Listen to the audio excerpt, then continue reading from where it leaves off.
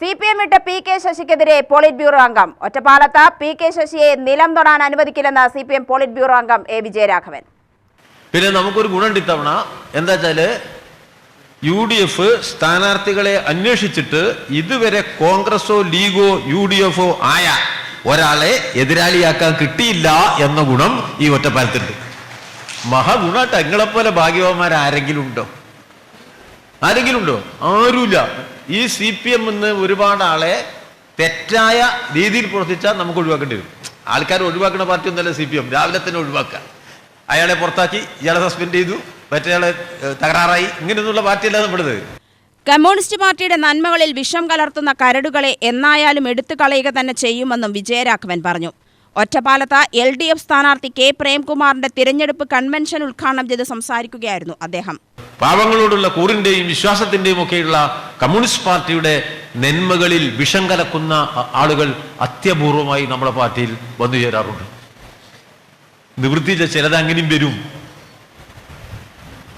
വരും, പക്ഷെ ഈ പാർട്ടിക്ക് ഒരു ഉറപ്പുണ്ട്. എന്താ നിങ്ങള് അങ്ങനെ വന്ന കരട് ഞങ്ങൾ എടുത്തു കളയുക തന്നെ ചെയ്യും എന്നുറപ്പുള്ള ഒരു പ്രസ്ഥാനമാണ് ഇടതുപക്ഷം. സൂചി കുത്താനുള്ള ഇടം പോലും വർഗശത്രുവിന് ഈ നാട് കൊടുക്കില്ലെന്നും വെല്ലുവിളികളെ നേരിടുമെന്നും വിജയരാഘവൻ പറഞ്ഞു. പുറത്താക്കിയപ്പോൾ പടക്കം പൊട്ടിക്കുകയും ലഡു വിതരണം ചെയ്യുകയും ചെയ്ത ഒരാൾ അയാൾ സ്ഥാനാർത്ഥിയാവുന്നു എന്ന പ്രത്യേകതയാണ് എന്നെ അത്ഭുതപ്പെടുത്തുന്നത്. ഞാൻ അങ്ങനെ ഞെട്ടി. ഞങ്ങൾ പോരുമ്പോൾ അങ്ങനെ ആലോചിച്ചു, എന്താ ഈ ഒറ്റപ്പാലത്തിന്റെ സ്ഥിതി? ഇവിടെ നമുക്കെതിരായിട്ട് വരുന്ന ചങ്ങാതി അദ്ദേഹം പുറത്തു പോയപ്പോഴത്തിന് നാട്ടിൽ പടക്കം പൊട്ടിച്ചു, ലഡു വിതരണം ചെയ്തു. ഇനി തെരഞ്ഞെടുപ്പ് തോറ്റാൽ ഒറ്റപ്പാലത്തുകാർ എന്താണ് ചെയ്യുക എന്നാലോചിച്ചാൽ ഞാൻ അങ്ങോട്ട് പോകുന്നത്. അതൊരു ഭയങ്കര സംഭവം കേട്ടോ. അതൊരു ഭയങ്കര സംഭവം, ഒരു സംശയമില്ല. ഒറ്റപ്പാലം കേരളത്തിന്റെ നെറുകയിൽ കയറി പ്രഖ്യാപിക്കും, ഇവിടെ ഒരുത്തരെയും അനുവദിക്കുകയില്ല, ഞങ്ങളിന്ന് നിലം തൊടാൻ അനുവദിക്കില്ല.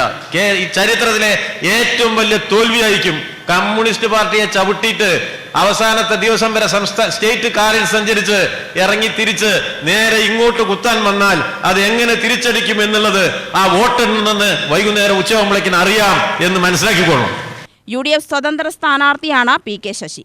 UTV news, Palakkad.